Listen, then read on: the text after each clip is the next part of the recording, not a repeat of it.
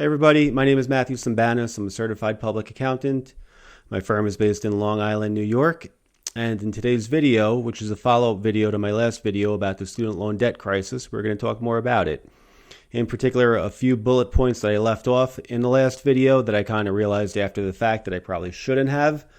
And in case you missed the last video, after I go over the main bullet points, I'm going to also give a recap of it, or you could always go and watch it.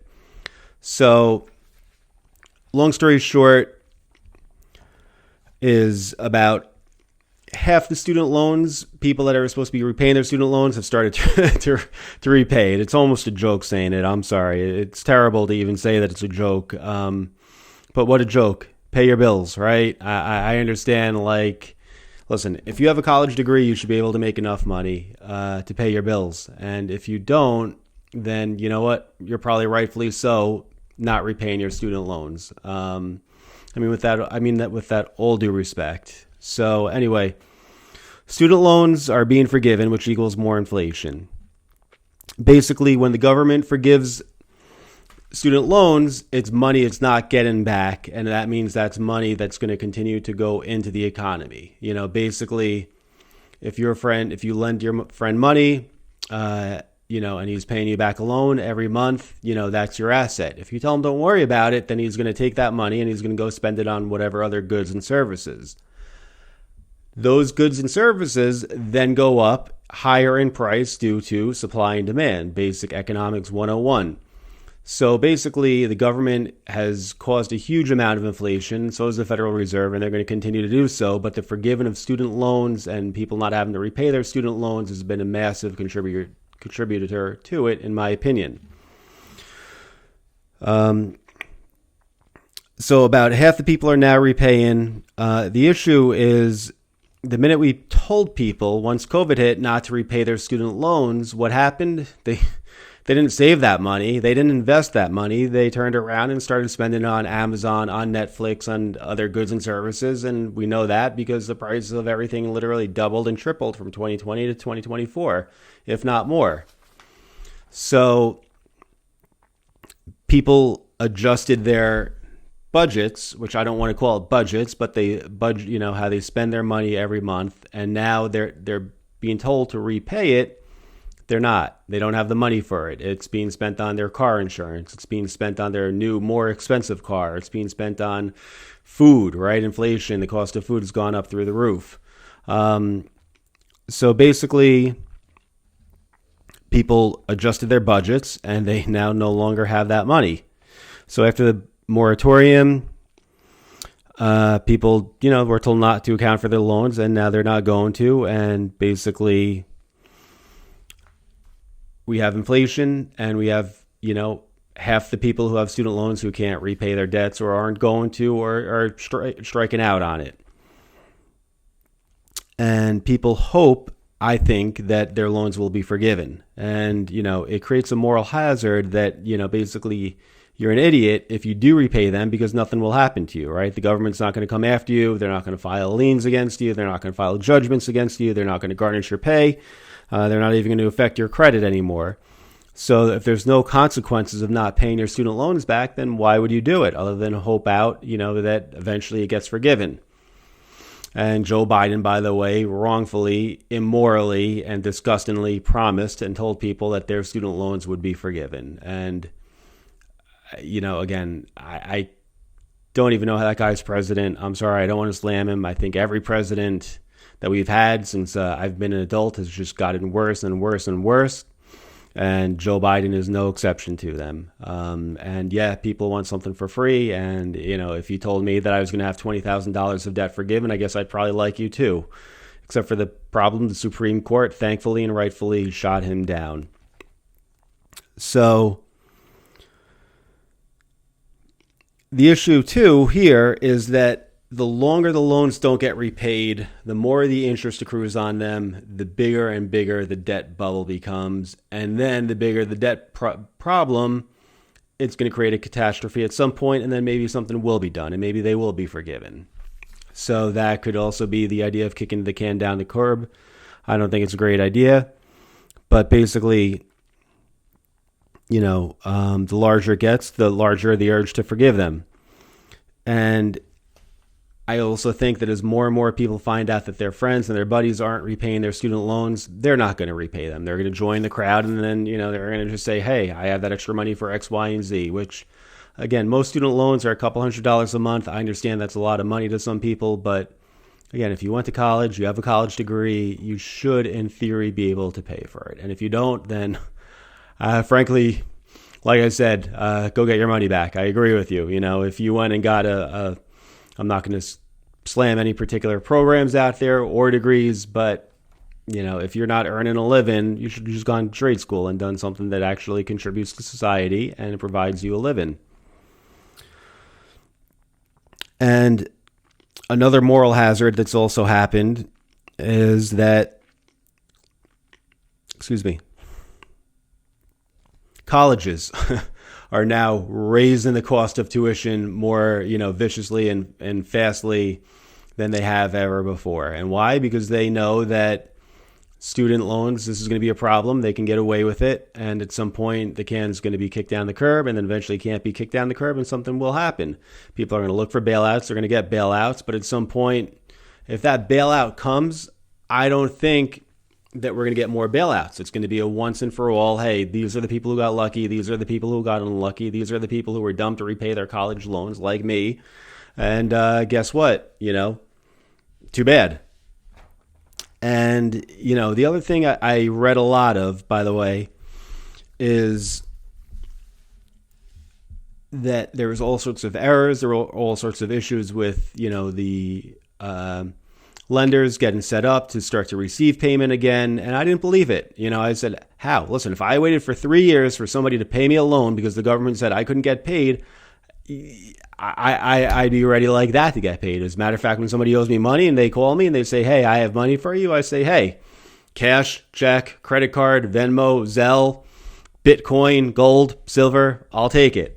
And I'm a small business, right? So if I was a multi-billion-dollar business and I had multiple billions of dollars owed to me, you better believe I'd be ready, operational, and ready to process and taking that money, especially after not getting it for, 3 months or 3 years. I get annoyed when people don't pay me for 3 days, no less 3 months, or, 3 years, forget it, But anyway, going back to those issues of errors, I had a client who texted me today, and they actually received a student loan interest form.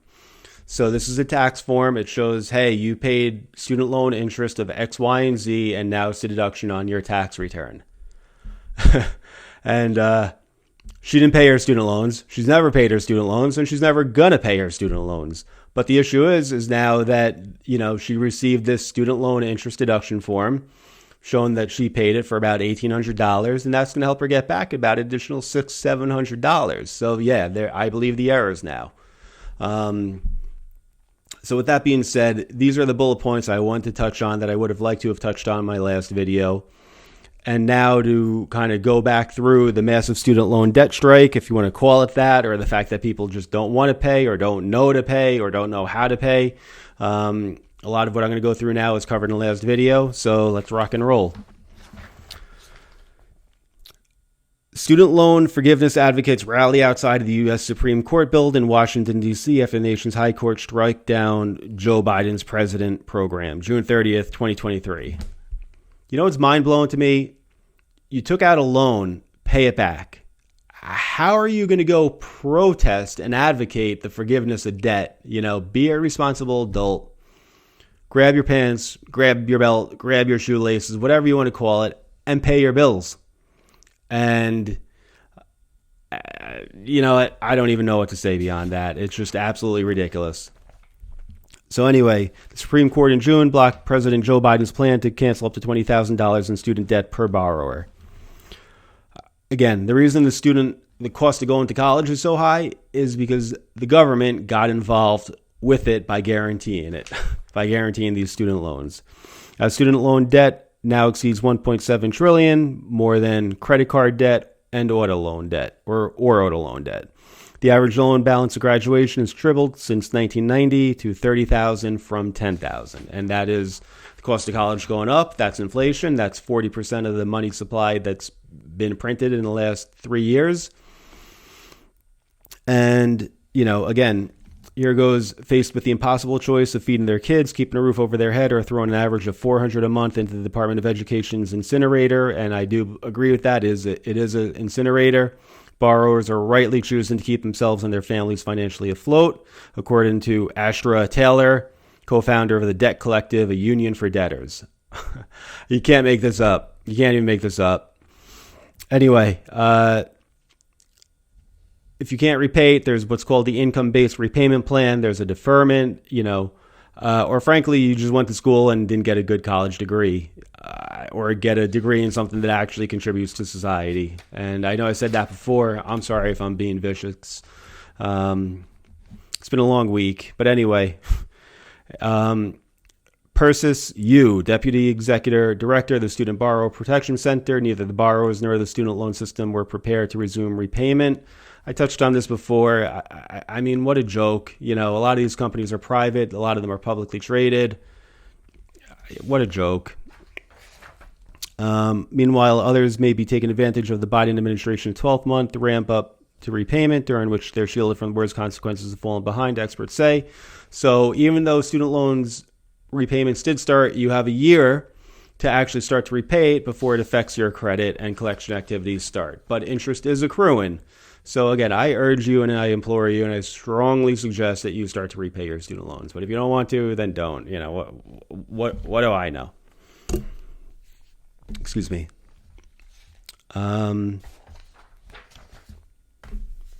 Sorry, I go through my bullet points, I go through my articles, I read freely and naturally, and whatever comes out, and we hope for the best. So anyway, here's another important bullet point. Even prior to the pandemic, by the way, please be sure to like, comment, and subscribe, especially if you're digging this so far. I would greatly, greatly appreciate it, and it goes a long way for me.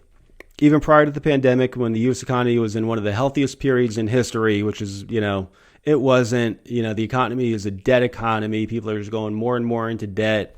It's just, you look at the charts, they're terrible. But even back then, before COVID, half the student loan borrowers were behind on their payments or enrolled in relief measures for those struggling, including deferments or forbearances, according to Kantrowitz. It's free money. And, again, the biggest issue here is out of 22 million borrowers, around 9 million or 40% only started to repay their loans. And when you actually look at the numbers, it's supposed to be about $15 billion a month, and only about $5 billion a month has been coming in. So it's really only a third. So it's almost like the lower level people are repaying their loans. And James Cavall, the Undersecretary of Education, said, well, most borrowers have already made their first payment. Others will need more time. You've had 3 years. How do you need more time than that? And you got to love the education department. They emphasized on Friday that a majority of borrowers successfully made their first monthly payment, 60%. How's that the majority? The majority is 90, 95, 98%. So basically all this debt is accumulating. There's about 45 million Americans that owe 1.6 trillion. Problem is the government, we're a socialist country at this point. I mean, socialist country with two classes, the super rich and the super poor, or, basically lower middle class at this point. Massive amount of debts, everything's just going to continue to snowball. And pretty soon, the government is going to be spending more than $1 trillion a year for our interest expense, right? That's more than what they're supposed to do, which is actually protect us and pay for that in defense spending. So, and I guess people feel that, all right, well, when we had 10 trillion in debt, nobody cared. Now we're at 30 trillion in debt, nobody cares. We're approaching 35 trillion in debt, nobody cares. But at some point, somebody's going to care. And at some point, we're not going to be able to make enough money or sell enough debt to continue to pay the debt. And when the Secretary, Janet Yellen, comes out and says, hey, if we don't get more debt, we're going to default, that's a Ponzi scheme. So, again, just serious issues here. Unfortunately, this is not looking pretty. And if you'd like to get solution oriented, well, then I would suggest A, if you have student loans, pay them. B, if you have other debt, pay them. And C, stay out of debt, right? I mean, very simple solutions. And ultimately, again, if you want to make investments, go long the stock market. If you really want to make investments, learn how to go long and short the stock market, buy silver, buy gold, buy fixed commodities, buy foreign stocks, diversify, save cash, buy physical assets. I mean, there's a ton of things you can do to protect yourself economically. You can always pre-buy stuff as well, or prepay for stuff, load up on toilet paper or whatever, because the cost of living is going to continue to go up. This is going to be another conversation for another day. But anyway, I hope you enjoyed this video. Thank you for watching. And again, please be sure to like, comment, and subscribe.